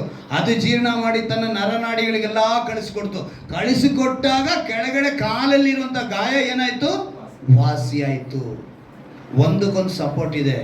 ಅಲ್ಲಿಗೆ ದೇವರ ಸನ್ನಿಧಿಯಾಗಿರುವ ಸ್ವರಕ್ತದಿಂದ ಸಂಪಾದಿಸಿಕೊಂಡಂಥ ಸಭೆಯ ಮೇಲೆ ದೇವರಿಗೆ ಅಷ್ಟೇ ವೈರಾಗ್ಯ ಇದೆ. ಅದರಿಂದ ಆ ಸಭೆಗೆ ಬಂದಂಥ ಪ್ರತಿಯೊಬ್ಬರಿಗೆ ಅವ್ರು ಏನು ಮಾಡ್ತಾರೆ, ಉತ್ತರ ಕೊಡ್ತಿದ್ದಾರೆ. ಇವತ್ತು ಮನುಷ್ಯನಿಗೆ ಹೇಗಾಗಿದೆ ಅಂತ ಹೇಳಿದ್ರೆ, ಇನ್ಸ್ಟೆಂಟ್ ಆಗೆಲ್ಲ ನಡಿಬೇಕು. ಇನ್ಸ್ಟೆಂಟ್ ಅಂದ್ರೆ ಏನು ಅರ್ಥ ಹೇಳಿ? ಇನ್ಸ್ಟೆಂಟ್ ಅಂದ್ರೆ ಏನು ಅರ್ಥ? ಕರೆಕ್ಟ್ ಹೇಳ್ಬೇಕು. ಇಮಿಡಿಯೇಟ್, ತಕ್ಷಣ. ಇನ್ಸ್ಟೆಂಟ್ ಕಾಫಿ ಅಂತಾನೆ. ಏನು ಕಾಫಿ? ಇನ್ಸ್ಟೆಂಟ್. ಬೀಜ ತಂದು ಬೀಸಿ ಪಾಪ ಅದು ಪೌಡ್ರ್ ಮಾಡಿ ಎಷ್ಟೆಷ್ಟೋ ಕಾರ್ಯಗಳು ಮಾಡ್ತಾರೆ. ಆದರೆ ಇವತ್ತು ಏನಂತ ಹೇಳ್ತಾರೆ? Instant coffee. 2 minutes 2 minutes ಇದು ಮನುಷ್ಯನಿಗೆ ಇವತ್ತು ಇದೇ ಥರ ಬೇಕು ಅಂತಾನೇನೋ, ಆಶೀರ್ವಾದನೋ ಹಿಂಗೇನೆ ಇನ್ಸ್ಟೆಂಟಾಗಿ ಆಗಬೇಕು, ಇಮಿಡಿಯೇಟ್, ಈ ತಕ್ಷಣ ಆಗಬೇಕು ಅವನಿಗೆ. ಅದನ್ನ ಬಯಸ್ತಾನೆ. ಆ ಥರ ಇದ್ರೆ ನೋಡಪ್ಪ ಸಭೆಗೆ ಹೋಗೋಣ, ಇಲ್ಲಾಂದ್ರೆ ಸಭೆ ಬೇಡ. ಇನ್ಸ್ಟೆಂಟ್ ಕಾಫಿ 2 ನಿಮಿಷ, ತಕ್ಷಣ ಆಗಬೇಕು ಅಂದರೆ ಇನ್ಸ್ಟೆಂಟ್ ಆಗಿ ನಡೆಯಲು ಸಾಧ್ಯವಿದ್ದಲ್ಲಿ ಒಂದು ಗುರ್ತನ್ನ ನಾನು ನಿಮ್ಗೆ ತಿಳಿಸ್ತೀನಿ. ಇನ್ಸ್ಟೆಂಟ್ ಆಗಿ, ಇಮ್ಮಿಡಿಯೇಟ್, ತಕ್ಷಣ ನಡೆದಿದ್ದು ಅಂತೇಳಿ. ಲೂಕನ ಬರೆದ ಸುವಾರ್ತೆ 23ನೇ ಅಧ್ಯಾಯ 43 ನೋಡಿ, ಒಂದು ಅದ್ಭುತವಾದ ಮಾತಲ್ಲಿ ಬರೀ ಲೂಕನ ಬರೆದ ಸುವಾರ್ತೆ. ನೀವು ಅದನ್ನ ನೋಡಿದ ತಕ್ಷಣ ಅಲ್ಲಿ ಇನ್ಸ್ಟೆಂಟ್ ಅನ್ನೋ ಪದಕ್ಕೆ ಅರ್ಥ ಸಿಗುತ್ತೆ. 23ನೇ ಅಧ್ಯಾಯ 43ನೇ ವಾಕ್ಯ. ಅದಕ್ಕೆ ಯೇಸು, ಇವತ್ತೇ ನನ್ನ ಸಂಗಡ ಪರದೇಶಿನಲ್ಲಿರುವಿ. ಇದು ಉತ್ತರ. ಏನಂತ? ಇನ್ಸ್ಟೆಂಟ್ ಆಗಿ ನಡೆದಿದ್ದು ಯಾವುದು? ಈ ಹೊತ್ತೆ ಎಲ್ಲಿರ್ತೀಯ ನೀನು? ನನ್ನ ಸಂಗಡ ಪರದೇಶಿನಲ್ಲಿ. ಇದು ಇನ್ಸ್ಟೆಂಟ್ ಅಂದ್ರೆ. ಹಲ್ಲೆಲೂಯಾ. ಅದು ಯಾರಿಗೆ ಮಾತ್ರ ಸಾಧ್ಯ? ದೇವರಿಗೆ ಮಾತ್ರ ಸಾಧ್ಯ. ಯೇಸು ಕ್ರಿಸ್ತನಿಗೆ ಮಾತ್ರ ಆ ಶಕ್ತಿ ಇದೆ. ಅದಕ್ಕೇನೆ ಸನ್ನಿಧಿಗೆ ಬಂದ ಬೇಡಿಕೊಳ್ತಾ ಇದ್ದಾನೆ, ಇಮಿಡಿಯೇಟ್ ಉತ್ತರ ಕೊಡ್ತಿದ್ದಾನೆ. ಹಲ್ಲೆಲೂಯಾ. ಇನ್ಸ್ಟೆಂಟ್ ಆಗಿ ಕೊಡೋದಕ್ಕೆ ಯೇಸು ಕ್ರಿಸ್ತನಿಗೆ ಮಾತ್ರ ಸಾಧ್ಯ. ಹಲ್ಲೆಲೂಯಾ. ಅವ್ರು ಹೇಳ್ತಾರೆ, ಈ ಮಾತನ್ನು ಚೆನ್ನಾಗಿ ನಾವು ಅರ್ಥ ಮಾಡ್ಕೊಳ್ಬೇಕು. ಆದರೆ ಇವತ್ತು ಈ ಪದ ಬೇರೆಯವರು, ಆ ಶಿಲುಬೆ ಮೇಲೆ ಕಳ್ಳ ಯಾವಾಗ ಒಪ್ಪಿಸ್ಕೊಟ್ಟ ಅವನು? ಕೊನೆಯಲ್ಲಿ ನಾವು ಅದೇ ಥರ ಬಿಡ್ರಿ. ಏನಂತೆ? ಆ ಕಳ್ಳನಿಗೆ ಸುವಾರ್ತೆ ಅನ್ನೋದು ಆವಾಗಲೇ ಗೊತ್ತಾಗಿತ್ತು. ಶಿಲುಬೆ ಮೇಲೆ ಅವನಿಗೆ ಯೇಸು ಯಾರು ಅಂತ ತಿಳ್ಕೊಂಡ. ಅವನು ಹೇಳ್ತಾನೆ ಮೇಲ್ಗಡೆ ವಾಕ್ಯನ ನೀವು ಗಮನಿಸಿದ್ರೆ ಒಂದು ಅದ್ಭುತವಾದ ಮಾತು ಬರೀತಾರೆ. ತೂಗು ಹಾಕಿದ್ದ ಆ ದುಷ್ಕರ್ಮಿಯಲ್ಲಿ ಒಬ್ಬನು ಆತನು ದೂಷಿಸಿ, ನೀನು ಬರಬೇಕಾದ ಕ್ರಿಸ್ತನಲ್ಲವೇ, ನಿನ್ನನ್ನು ರಕ್ಷಿಸಿಕೋ, ನಮ್ಮನ್ನು ರಕ್ಷಿಸಿ ಎಂದು ಹೇಳಿದ್ದಕ್ಕೆ ಎರಡನೆಯವನು ಅವನನ್ನು ಗದರಿಸಿ, ನೀನು ಇದೇ ದಂಡನೆಯಲ್ಲಿರುವಾಗಲೂ ದೇವರಿಗೆ ಹೆದರುವುದಿಲ್ಲವೋ? ಅಲ್ಲಿ ಅವನು ಹೆದರ್ಕೊಂಡ್ಬಿಟ್ಟ. ಏನ ದೇವರಿಗೆ ಹೆದರುವುದಿಲ್ಲವೋ? ನಾವಂತೂ ನ್ಯಾಯವಾಗಿ ದಂಡನೆಯಲ್ಲಿದ್ದೇವೆ, ನಾವು ಮಾಡಿದ್ದಕ್ಕೆ ತಕ್ಕ ಪ್ರತಿಫಲ ಹೊಂದುತ್ತಾ ಇದ್ದೇವೆ, ಈತನಾದರೂ ಅಲ್ಲದ್ದೇನೂ ಮಾಡಲಿಲ್ಲ ಅಂತ ಹೇಳಿ, ಯೇಸುವೇ ನೀನು ನಿನ್ನ ರಾಜ್ಯವನ್ನು ಪಡೆದವನಾಗಿ ಬರುವಾಗ ನಾನು ನೆನೆಸಿಕೋ ಅಂದನು. ಅದಕ್ಕೆ ಯೇಸು, ಈ ಹೊತ್ತೆ, ಇನ್ಸ್ಟಂಟ್, ಈ ಸಮಯ, ಈ ಕ್ಷಣ ಎಲ್ಲಿರ್ತೀಯ? ಈ ಮಾತನ್ನು ಹೇಳಿದ್ರೆ ಅಂದರೆ ಆಮೇಲೆ ಈಗ ಈ ಮಾತಿನ ಕೇಳಿದ್ಮೇಲೆ ಅರ್ಥ ಮಾಡೋದಂದ್ರೆ ಮಾನಸಾಂತರ ಹೊಂದಿದ ಅವನು ಆ ಶಿಲುಬೆ ಮೇಲೆ ತನ್ನನ್ನು ಒಪ್ಪಿಸಿಕೊಟ್ಟ ತಕ್ಷಣ ದೇವ್ರು ಮಾಡಿದ್ರು. ಆ ರೀತಿ ಇದ್ದವ್ರಿಗೆ ಮಾತ್ರ ಮಾಡ್ತಾರೆ ಹೊತ್ತು ನೀನು ಇಡೀ ಲೈಫ್ ಪೂರ್ತಿ ದೇವ್ರ ವಾಕ್ಯನ ಕೇಳಿಕೊಂಡು ಪಾಪ ಮಾಡಿಕೊಂಡೇ ಬಂದ್ಬಿಟ್ಟು ನಾನು ಕೊನೆಯಲ್ಲಿ ದೇವರೇ ಗೊತ್ತಿಲ್ಲದೆ ಮಾಡಿಬಿಟ್ಟೆ ಅಂತ ಹೇಳೋಕ್ಕೆ ಸಾಧ್ಯನೇ ಇಲ್ಲ. ನಿನ್ನ ಕಿವಿಗೆ ವಾಕ್ಯ ಬಂದಾಯ್ತು, ರಕ್ಷಣೆಯ ವಾಕ್ಯ ಬಂದಾಯ್ತು, ಮಾನಸಾಂತರ ವಾಕ್ಯ ಬಂದಾಯ್ತು. ಆದರೆ ನೀನು ಒಪ್ಪಿಸಿಕೊಟ್ಟಿಲ್ಲ ಅಂತ ಹೇಳಿದ್ರೆ ನೀನು ಮರಣ ದಂಡನೆಗೆ ಗುರಿಯಾಗ್ತೀಯ. ಯೇಸು ಕ್ರಿಸ್ತನಿಂದ ಮಾತ್ರ ಆ ಅದ್ಭುತ ಮಾಡೋಕ್ಕೆ ಸಾಧ್ಯ. ಹಾಗಂದ ಮೇಲೆ ನಿಮಗೆಲ್ಲ ಒಂದು ಪ್ರಶ್ನೆ ಬರಬೇಕು. ಈಗ ಯೇಸು ಮಾತ್ರ ಅದ್ಭುತ ಮಾಡ್ತಾರೆ, ತಕ್ಷಣ ಮಾಡ್ತಾರೆ, ನೀವೆಲ್ಲ ಪಾಸ್ಟರ್ಸ್ ಏನಕ್ಕೆ ಬೇಕು ಅಂತ ಪ್ರಶ್ನೆ ಬರಬೇಕು ನಿಮ್ಮಲ್ಲಿ. ಬರಬೇಕು. ಬಂದ್ರೇ ನೀವು ಸರಿಯಾಗಿ ವಾಕ್ಯ ಕೇಳ್ತಿದ್ದೀರಾ ಅಂತ ಅರ್ಥ ಅಲ್ವಾ? ಹಂಗಾರೆ ಪಾಸ್ಟರ್ಸ್ ಎಲ್ಲ ಏನಕ್ಕೆ ಬೇಕು? ಇವಾಗ ಇಷ್ಟೊಂದು ದೊಡ್ಡ ದೊಡ್ಡ ಸೇವೆಗಳು, ಇಷ್ಟೊಂದು ಕಾರ್ಯಗಳು ಏನಕ್ಕೆ ಬೇಕು? ಯೆಹೋವ ಸನ್ನಿಧಿಯಲ್ಲಿ ಬೇಡಿಕೊಳ್ಳಲು ಸದುತ್ತರವನ್ನು ಕೊಟ್ಟರು. ಇಮಿಡಿಯೇಟಾಗಿ ಉತ್ತರ ಸಿಕ್ತು. ಅವನು ಎಲ್ಲ ಭೀತಿಗಳಿಂದ ತಪ್ಪಿಸಲ್ಪಟ್ಟಾಯಿತು. ಸೊ ಸನ್ನಿಧಿಯಲ್ಲಿ ಬೇಡಿಕೊಳ್ಳೋದಕ್ಕೆ ಆಗತ್ತೆ. ಸೊ ನಾನು ದೇವ್ರ ಹತ್ರ ಕೇಳ್ಕೊಳ್ತೀನಿ. ಮಧ್ಯದಲ್ಲಿ ನೀವ್ಯಾರಪ್ಪ? ಏನೇನೋ ಪದಗಳು ಹೇಳ್ತಾರೆ. ಬ್ರೋಕರ್ ಅಂತಾರೆ, ಏಜೆಂಟ್ ಅಂತಾರೆ. ಆದರೆ ಹಾಗಲ್ಲ. ಸತ್ಯವೇದ ಏನು ಹೇಳುತ್ತೆ? ಸತ್ಯವೇದ ಏನು ತಿಳಿಸುತ್ತೆ? ಯಾಕಂತ ಹೇಳಿದ್ರೆ 12 ವರ್ಷದ ರಕ್ತ ಕುಸುಮ ರೋಗಿಯಾಗಿ ಆಕೆ ಅಲ್ವಾ? ಆಕೆಯನ್ನು ನೋಡಿ ದೇವರು ಒಂದು ಮಾತು ಹೇಳ್ತಾರೆ, ಮಗಳೇ ಧೈರ್ಯವಾಗಿರು ಅಂತ ಹೇಳ್ತಾರೆ. ಏನಂತ ಹೇಳ್ತಾರೆ? ಮಗಳೇ ಧೈರ್ಯವಾಗಿರು, ನಿನ್ನ ನಂಬಿಕೆ ನಿನ್ನ ಸ್ವಸ್ಥ ಮಾಡಿತು. ಅಂದರೆ ತಕ್ಷಣ ಆ ಬಟ್ಟೆಯ ಗೊಂಡಿಯನ್ನು ಮುಟ್ಟಿದ ತಕ್ಷಣ ಆಕೆಗೆ ಬಿಡುಗಡೆ ಆಯಿತು. ಅಂದರೆ ತಕ್ಷಣ ಇನ್ಸ್ಟೆಂಟಾಗಿ ನಡೆದಂಥ ಒಂದು ಅದ್ಭುತ. ದೇವರಿಂದ ಮಾತ್ರ ಇದೆಲ್ಲ ನಡೆದಿರೋದು. ಇವತ್ತು ಅನೇಕರು ಹೇಳ್ತಾರೆ 8 ವಾರ ಸಭೆಗೆ ಬರಬೇಕು, ನೀವು ಬಿಡುಗಡೆ ಉಪವಾಸ ಕೊಟ್ಟಕ್ಕೆ ಬರಬೇಕು, ನೀವು ಹಿಂಗೆ ಫಾಲೋ ಮಾಡಿದ್ರೆ ದೇವರು ನಿಮ್ಗೆ ಬಿಡುಗಡೆ ಮಾಡುತ್ತೆ ಅಂತೇಳಿ ಹೇಳ್ತಾರೆ. ದೇವರ ಹತ್ರ ಆಗಲ್ಲ. ದೇವರು ಬಿಡುಗಡೆ ಮಾಡಿದ್ರೆ ಆ ಕ್ಷಣದಲ್ಲಿ ಆ ಸ್ಪಾಟಲ್ಲಿ ಬಿಡುಗಡೆ ಮಾಡ್ತಾರೆ. ಹಲ್ಲೆಲೂಯಾ. ಅವರೆಲ್ಲ ಇನ್ಸ್ಟಾಲ್ಮೆಂಟಲ್ಲಿ ಯಾವುದೇ ಅದ್ಭುತ ಮಾಡಲ್ಲ. ಇನ್ಸ್ಟಾಲ್ಮೆಂಟ್ ಮಾಡೋದಕ್ಕೆ ದೇವರಾಗಿರೋಕ್ಕೆ ಸಾಧ್ಯನೇ ಇಲ್ಲ. ದೇವರ ಹತ್ರ ಬಂದರೆ ಇಮಿಡಿಯೇಟ್, ಅಂದರೆ ಸರಿಯಾಗಿ ಒಪ್ಪಿಸಿಕೊಟ್ಟವ್ರಿಗೆ ಮಾತ್ರ. ಅಂದರೆ ಮಾಸ್ಟರ್ಸ್ ಆಗಿ ನಾವು ಬಂದ ಮೇಲೆ ನಮಗೆ ಏನು ದೇವರು ಏನನ್ನು ತಿಳಿಸ್ತಾರೆ ಅಂದರೆ, ರೋಮ ಪಟ್ಟಣಕ್ಕೆ ಬರೆಯುವಾಗ ಪೌಲನು ಒಂದು ಅದ್ಭುತವಾದ ಮಾತನ್ನು ಹೇಳ್ತಾನೆ.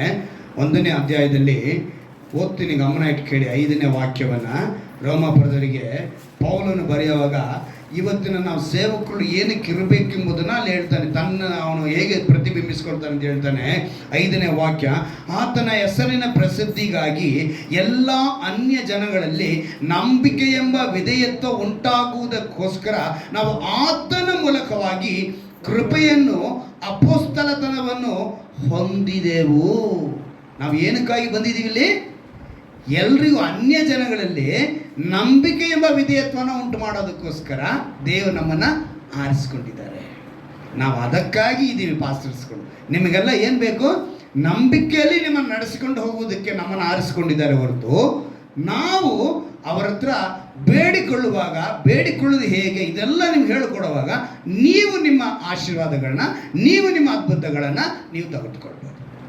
ನಿಮ್ಮ ಹೊಟ್ಟೆ ಹಸುವಿಗೆ ನೀವೇ ಊಟ ಮಾಡಬೇಕು. ನಿಮ್ಮ ಹೊಟ್ಟೆ ಹಸುವಿದ್ದಾಗ ನಾನು ಊಟ ಮಾಡಿಬಿಟ್ಟು ನಿಮ್ಮ ಹೊಟ್ಟೆ ತುಂಬಿತು ಹೇಳೋಕ್ಕೆ ಸಾಧ್ಯ ಇಲ್ಲ. ಹಾಗೆ ನಿಮ್ಮ ಸ್ವಸ್ಥತೆಗೆ, ನಿಮ್ಮ ಬಿಡುಗಡೆ, ನಿಮ್ಮನ್ನು ನಂಬಿಕೆಯಲ್ಲಿ ನಡೆಸುವುದಕ್ಕೆ, ನಂಬಿಕೆ ಮಾರ್ಗವನ್ನು ತೋರಿಸುವುದಕ್ಕೆ ಪೌಲನು ಹೇಳುತ್ತೆ 6ನೇ ವಾಕ್ಯ, ಯೇಸು ಕ್ರಿಸ್ತನರಾಗುವುದಕ್ಕೆ ಕರೆಯಲ್ಪಟ್ಟ ನೀವು ಸಹ ಆ ಅನ್ಯ ಜನರೊಳಗಿನವರಾದ್ದರಿಂದ ನಿಮಗೆ ಬರೆಯುತ್ತೇನೆ. ದೇವರು ಹೇಳ್ತಾರೆ. ಅಂದರೆ ನಾವು ನಿಮಗೋಸ್ಕರ ಪ್ರಾರ್ಥನೆ. ಇನ್ನು ಅನೇಕರಿಗೆ 1 ನಿಮಿಷದ ಸಂದೇಶ ಅಂದರೆ ಬಹಳ ಇಷ್ಟ. ಎಷ್ಟು ನಿಮಿಷದ್ದು? 1 ನಿಮಿಷ. ಈಗ ಸ್ಟೇಟಸಲ್ಲಿ ಹಾಕ್ಕೊಳ್ತಾರೆ 30 ಸೆಕೆಂಡ್, 30 ಮಿನಿಟಾ ಅದೇನು ಆ ಥರ ಅದು ಬೇಕು, ಇಲ್ಲಾಂದರೆ 1 ನಿಮಿಷಕ್ಕೆ ಮೆಸೇಜ್ ಬೇಕು ಅಷ್ಟೇ. 1 ಗಂಟೆ ವಾಕ್ಯ ಕೇಳಬೇಕು ಅಂದರೆ ಬಹಳ ಕಹಿ. ಅವಾಗ ಹೇಗೆ ನಿಮಗೆ? ನಾನು ಅದಕ್ಕೆ ಹೇಳೋದು, ಈಗ ಬ್ಯಾಟ್ರಿದು ಎಲ್ಲ ಬಂದ್ಬಿಡ್ತು. ಫೋನಿಗೆ ಮಾತ್ರ ಬ್ಯಾಟ್ರಿ ಬಂದಿತ್ತು ಅಲ್ವಾ? ಇವಾಗ ಕಾರ್, ಬೈಕ್, ಬಸ್ ಎಲ್ಲ ವಿಧವಾದ ವಾಹನಗಳು ಬಂದಿದೆ. ಒಂದೊಂದು ಕಾರು ಒಂದೊಂದು ಇಷ್ಟು ಕಿಲೋಮೀಟ್ರ್ ಓಡುತ್ತೆ, ಇಷ್ಟು ಚಾರ್ಜಿಂಗ್ ಮಾಡಿದ್ರೆ ಇಷ್ಟು ಕಿಲೋಮೀಟ್ರ್. ಅಲ್ಲಿಗೆ ರೀಚಾರ್ಜ್ ಮಾಡ್ಕೋಬೇಕು. ಯಾವುದು? ಬ್ಯಾಟ್ರಿನ ರೀಚಾರ್ಜ್ ಮಾಡಬೇಕು. ಅಂದರೆ ನಾವು ಬಳಸುವಂಥ ಯಾವುದೇ ವಸ್ತು ಬ್ಯಾಟ್ರಿ ಬ್ಯಾಕಪ್ ಇರಬೇಕು. ಇಲ್ಲಾಂದ್ರೆ ಏನಾಗುತ್ತೆ? Phone dead. ಈ ದೇವರ ಸನ್ನಿಧಿ ರೀಚಾರ್ಜ್ ಪವರ್ ಪಾಯಿಂಟ್. ನೀನು ಇಲ್ಲಿ ಬಂದಾಗ ರೀಚಾರ್ಜು ಆಗ್ತಾ ಇದೆಯಾ? 6 ದಿವಸ 22 ಗಂಟೆಗಳ ಕಾಲ ನೀನು ಬದುಕಿರೋದಕ್ಕೆ, ಅಂದರೆ ನೀನು ಚೆನ್ನಾಗಿ ಆರೋಗ್ಯವಾಗಿರೋದಕ್ಕೆ ಇಲ್ಲಿ ಕೇಳೋ 2 ಅವರ್ ಆರಾಧನೆಯ ರೀಚಾರ್ಜು ನೀನು ಏನು ಮಾಡುತ್ತೆ? ಮುಂದೆ ನಡೆಸ್ಕೊಂಡು ಹೋಗುತ್ತೆ. ಹಲ್ಲೆಲೂಯಾ. ಪ್ರತಿ ವಾರ ನಿಮ್ಮನ್ನು ನಾವು ಅದಕ್ಕೆ ಸಭೆಗೆ ಬನ್ನಿ ಅಂತ ಹೇಳೋದು. ಸಭೆಗೆ ಬನ್ನಿ ಅಂತ ಹೇಳಿದ್ರೆ ದೇವರ ಸಭೆ ಕುರಿತು ಏನು ಪ್ರಾಮುಖ್ಯತೆ ಪಡಿಸಿದ್ದಾರೆ ಅದಕ್ಕೆ ನೀವು ರೀಚಾರ್ಜ್ ಮಾಡ್ಕೋಬೇಕು. ನೀವು ರೀಚಾರ್ಜ್ ಮಾಡ್ಕೊಳ್ಳೋವಾಗ ಆ 6 ದಿನದ 22 ಗಂಟೆಗಳ ಕಾಲ ನೀವೇನಾಗಿರ್ತೀರ? ಫುಲ್ ಜೋಶ. ಇಲ್ಲಾಂದರೆ ನೀವು ಡೆಡ್. ದೇವರ ಅದಕ್ಕೆ ನಮ್ಮ ಹಾಗೆ ಕ್ರಿಸ್ತನ ಹಿಂಬಾಲಕರಿಗೆ ಇರುವಂಥ ಒಂದೇ ಒಂದು ರೀಚಾರ್ಜ್ ಪಾಯಿಂಟು ದೇವರ ಸನ್ನಿಧಿ. ಹಲ್ಲೆಲೂಯಾ. ಲೋಕದಲ್ಲಿ ಅನೇಕರಿಗೆ ಅನೇಕ ವಿಧವಾದ ಪಾಯಿಂಟ್ಗಳಿದೆ. ಆದರೆ ಕ್ರಿಸ್ತನ ಹಿಂಬಾಲಕರಿಗೆ ಒಂದೇ ಒಂದು ಪಾಯಿಂಟು ಸಭೆ. ಸಭೆಗೆ ಬರಬೇಕು, ನೀನು ರೀಚಾರ್ಜ್ ಮಾಡಬೇಕು. ಅದನ್ನೇ ದಾವೀದನು ಕಂಡುಕೊಂಡ. ಹೇಳ್ತಾನೆ, ನಾನು ಯೆಹೋವನ ಸನ್ನಿಧಿಯಲ್ಲಿ ಬೇಡಿಕೊಳ್ಳಲು ಆತನು ಸದುತ್ತರವನ್ನು ಕೊಟ್ಟು ಎಲ್ಲ ಭೀತಿಗಳಿಂದ, ಅಂದರೆ ಭಯದಿಂದ ನನ್ನನ್ನು ತಪ್ಪಿಸಿದನು. ಅದ್ಭುತವಾದ ಮಾತಲ್ವಾ? ಆತನ ಸಾನ್ನಿಧ್ಯದಲ್ಲಿ ಮಾನ ಮಹಿಮೆಗಳು, ಆತನ ಪವಿತ್ರಾಲಯದಲ್ಲಿ ಬಲ ಸೌಂದರ್ಯಗಳು ಇರುತ್ತವೆ ಅಂತೇಳಿ ಕೀರ್ತನೆ 96ರಲ್ಲಿ ಹೇಳಲ್ಪಟ್ಟಿದೆ. 96:6ರಲ್ಲಿ ಹೇಳಲ್ಪಟ್ಟಿದೆ. ನನ್ನ ಜೀವಮಾನದಲ್ಲೆಲ್ಲ ಯೆಹೋವನ ಮನೆಯಲ್ಲಿ ವಾಸ ಮಾಡುತ್ತಾ ಆತನ ಪ್ರಸನ್ನತೆಯನ್ನು ನೋಡುವುದಕ್ಕೂ ಆತನ ಮಂದಿರದಲ್ಲಿ ಧ್ಯಾನ ಮಾಡುವುದಕ್ಕೂ ನನಗೆ ಅಪ್ಪಣೆ ಆಗಬೇಕೆಂಬ ಒಂದೇ ವರವನ್ನು ಯೆಹೋವನಿಂದ ಕೇಳಿಕೊಂಡು ಅದನ್ನೇ ಎದುರು ನೋಡುತ್ತಿರುವನು. ದಾವೀದನು ಹೇಳುವಂಥ ಮಾತು ಕೀರ್ತನೆ 27:4ರಲ್ಲಿ. ಇವತ್ತು ನೀನು ನಾನು ಇದನ್ನು ಕೇಳೋಣವಾ? ನಿನ್ನ ಸನ್ನಿಧಿ ನಾವು ಬಂದಿದ್ದೇವಪ್ಪ. ನಾವೇನಾಗಬೇಕು? ಪೂರ್ತಿಯಾಗಿ ಪವರ್ ತುಂಬಿದವರಾಗಿರಬೇಕು ಅಲ್ವಾ? ಮೊಣಕಾಲು ಹಾಕಿ ನಿನ್ನ ಸನ್ನಿಧಿಗೆ ಬಂದಿರುವಂಥ ನಮಗೆ ಸದುತ್ತರವನ್ನು ಕೊಟ್ಟು ಎಲ್ಲ ಭೀತಿಗಳಿಂದ ನಮ್ಮನ್ನು ತಪ್ಪಿಸಿದನು ಅಂತ ನಾವು ಮಾತನಾಡ್ತೀವಿ. ತಪ್ಪಿಸಿದಂಥ ದೇವರ ಬಳಿ ನಾವು ಬಂದಿದ್ದೇವೆ. ಅಂದ ಶಿಲುಬೆ ಮೇಲೆ ಆ ಕ್ಷಣದಲ್ಲಿ ತನ್ನ ಮಾನಸಾಂತರ ಮಾಡಿದಂಥ ಆ ಕಳ್ಳನಿಗೆ ತಕ್ಷಣ ಬಿಡುಗಡೆ ಸಿಕ್ತು. ಅಂದರೆ ನಿತ್ಯ ಜೀವಕ್ಕೆ ಮಾರ್ಗ ಸಿಕ್ತು. ಆ ರೀತಿಯಾಗಿ ಅಲ್ಲ ನಾವು ವಾಕ್ಯಗಳನ್ನ ಕೇಳ್ತಾ ಇದ್ದೀವಿ. ಪ್ರತಿಯೊಬ್ಬರು ಪ್ರತಿ ವಾರ ನಾವು ಬರ್ತೀವಿ. ಪ್ರತಿ ವಾರ ಬಂದ ಮೇಲೆ ನಾವು ದೇವರ ಬಳಿ ಆ ವಿಶೇಷವಾದ ಶಕ್ತಿಯನ್ನು ನಾವು ತುಂಬಿಸಿಕೊಂಡವರಾಗಿರಬೇಕು.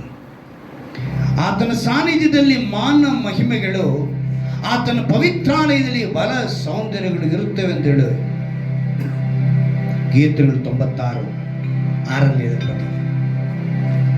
ಭಕ್ತನಾದ ದಾವೀದನು ಹೇಳ್ತಾನೆ, ನನ್ನ ಜೀವಮಾನದಲ್ಲೆಲ್ಲ ಯೆಹೋವನ ಮನೆಯಲ್ಲಿ ವಾಸ ಮಾಡುತ್ತಾ ಆತನ ಪ್ರಸನ್ನತೆಯನ್ನು ನೋಡುವುದಕ್ಕೂ ಆತನ ಮಂದಿರದಲ್ಲಿ ಧ್ಯಾನ ಮಾಡೋದು ನನಗೆ ಅಪ್ಪಣೆ ಆಗಬೇಕು ಅಂತ ಅಪ್ಪಣೆ ಕೇಳ್ತಾನೆ. ಅಪ್ಪ ನನಗೆ ಅಪ್ಪಣೆ ಆಗಲಿ, ನಿನ್ನ ಮಂದಿರದ ಧ್ಯಾನ ಮಾಡೋದು ನನ್ನ ಅಪ್ಪಣೆ ಆಗಬೇಕೆಂಬ ಒಂದೇ ವರವನ್ನು ಯೆಹೋವನಿಂದ ಕೇಳಿಕೊಂಡು ಅದನ್ನೇ ಎದುರು ನೋಡುತ್ತಿರುವುದು. ಇವತ್ತು ನೀನು ಯಾವುದನ್ನು ಎದುರು ನೋಡ್ತಾ ಇದೆಯಾ? ಆತನ ಸನ್ನಿಧಿಗೆ ಬಂದಿರುವಂಥ ನೀವು ಆ ಸನ್ನಿಧಿಯ ಶಕ್ತಿಯನ್ನು, ಆ ಸನ್ನಿಧಿ ಪವರ್ನ ನೀವು ಪಡೆದುಕೊಳ್ಬೇಕು. ಪಡೆದುಕೊಂಡವರಾಗಿ ದೇವರ ನನ್ನನ್ನು ಆಶೀರ್ವದಿಸು, ನಿನಗಾಗಿ ಬದುಕುವಂತೆ ನೀನು ಸ್ವರಕ್ತದಿಂದ ಸಂಪಾದಿಸಿಕೊಂಡಂಥ ಈ ಒಂದು ಸಭೆಯಲ್ಲಿ ನಾವು ದೇಹವಾಗಿದ್ದೇವೆ. ಹಾಗೆ ಕರ್ತನೆ ನಮ್ಮ ಕುಟುಂಬದಲ್ಲಿ ಕರ್ತನೆ ನಮ್ಮ ತಲೆಗೆ ನಾವು ಕುಟುಂಬದಲ್ಲಿ ಒಂದು ಒಗ್ಗಟ್ಟು, ಒಂದು ಐಕ್ಯತೆ ಹೇಗೆ ಕರ್ತನೆ ಒಂದೇ ಅಂಗಗಳಾಗಿರುವ ಅನೇಕ ಅಂಗಾಂಗಗಳಾಗಿದ್ದೇವೆ ರಕ್ಷ. ಒಂದು ಕುಟುಂಬ ಆಶೀರ್ವಿಸಲ್ಪಡಬೇಕಾದ್ರೆ ಎಲ್ಲ ಅಂಗಾಂಗಗಳು ಒಟ್ಟಿಗೆ ಇರಬೇಕು, ಒಂದೇ ಮನಸ್ಸಾಗಿರಬೇಕು. ಹಾಗೆ ಒಂದು ಸಭೆ ಆಶೀರ್ವಿಸಲ್ಪಡಬೇಕು ಅಂದರೆ ನಾವೆಲ್ಲರೂ ಅನೇಕ ಅಂಗಾಂಗಗಳಾಗಿದ್ದೇವೆ, ಒಂದೇ ಅಂಗವಾಗಿ ದೇಹವಾಗಿ ಕರ್ತನೆ ಶಿರಸ್ಸಾಗಿರುವ ನಿನಗೆ ನಾವು ಇದೇರಾಗಿ ಬದುಕುವಂತೆ ಕೃಪೆ ಮಾಡು ಅಂತೇಳಿ ಯಾರ್ಯಾರು ಒಪ್ಪಿಸಿಕೊಡುತ್ತಿದ್ದಾರೋ ಅವರೆಲ್ಲರನ್ನು ಆಶೀರ್ವಿಸು. ಇದು ಕೇಳಿದ ವಾಕ್ಯಕ್ಕೆ ಒಪ್ಪಿಸಿಕೊಟ್ಟವರಾಗಿ ಇವರನ್ನು ಬಲಪಡಿಸು. ಈ ವಾಕ್ಯದ ಆಶೀರ್ವಾದ, ಈ ಆರಾಧನೆ ಆಶೀರ್ವಾದ ಯೇಸುವಿನ ನಾಮದಲ್ಲಿ ಇವರಿಗೆ ಪ್ರಾರ್ಥಿಸಲಿ. ಯಾವುದೇ ಬಲಹೀನತೆ ಇದನ್ನು ತೆಗೆದುಹಾಕು. ಅದ್ಭುತಗಳನ್ನು ಮಾಡುವಂತ ದೇವರು ನೀನಾಗಿದ್ಯಾ. ಅಂದು 12 ವರ್ಷದ ಕರ್ತನ ರಕ್ತ ಕುಸುಮ ರೋಗಿಗೆ ಕರ್ತನೆ ನಿನ್ನ ನಂಬಿಕೆ ನಿನ್ನ ಸ್ವಸ್ಥ ಮಾಡಿದ್ದು ಹೇಳಿದ ಪ್ರಕಾರ ಕರ್ತನೆ ಎಸಯ್ಯ, ನಿನಗೆ ಅಸಾಧ್ಯವಾದ ಒಂದೂ ಇಲ್ಲ ಕರ್ತನೆ. ನಿನ್ನ ಅದ್ಭುತಗಳನ್ನು ಮಾಡಿ ವಾಕ್ಯವನ್ನು ಕೇಳುವಂತ ಪ್ರತಿಯೊಬ್ಬರಿಗೂ ಬಿಡುಗಡೆ, ಸ್ವಸ್ಥತೆ, ಆಶೀರ್ವಾದ ನಮ್ಮ ರಕ್ಷಕನಾದ ಯೇಸು ಕ್ರಿಸ್ತನ ನಾಮದಲ್ಲಿ ಉಂಟಾಗಲಿ ಕರ್ತನೆ. ನಿನ್ನ ನಾಮ ಮಾತು ಎಲ್ಲವನ್ನ ಕರಲು ಒಪ್ಪಿಸಿಕೊಡುತ್ತೆ. ಬೆಳೆದ ಕೃಪೆ ತಿಳಿಸು. ನಮ್ಮ ರಕ್ಷಕನ ವಿಮೋಚಕನಾಗಿರುವ ಯೇಸು ಕ್ರಿಸ್ತನ ನಾಮದಲ್ಲಿ ಪ್ರಾರ್ಥಿಸಿ ಬೇಡುವಂತ ಜೀವನ ತಂದೆಯೇ, ಆಮೆನ್.